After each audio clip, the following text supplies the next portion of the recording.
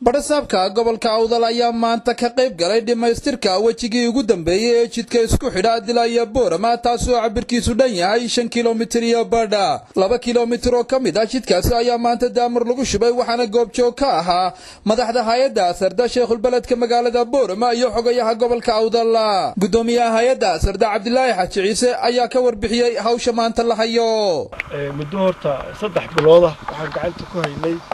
shaqo 5 kilomitir iyo badh ah oo dariiqan gabagabadiisiiya waxay daba socotaa qaybtii hore 10 kilomitir ahayd ee xukuumadda Soomaaliland ay bixisay ayay daba socotaa ilaahay fadligii dariiqa intiisii badneed uu naga diyaar waxaan maanta bilaabaynaa inaan shubno daamurkii ayaan bilaabaynaa sidaas oo kale ayaa Sheekhul Baladka Boorama Sheekh Abdullaahi Sheekh Ali Jawhar iyo Abubakar Shiina Dheero oo iyaguna halkaas ka hadlay ay tilmaameen ilaahay waa mahadle waxaan mahad mar labaad u celinaynaa xukuumadda Jamhuuriyadda Soomaaliland madaxweynaha Axmed Maxamed Siiraan iyo madax ka yahay oo fulisay ballanqaadkii ay noo sheegeen markii aan wadada bilownay ay yiraahdeen intii taagtiina ahayd waad samayseen inta dambe anaga qaadayna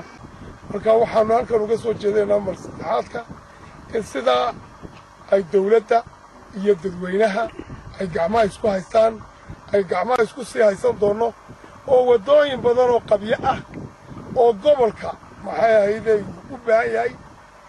oo ay ka mid yihiin Boorama iyo Poon Boorama iyo Baki iyo Lughaya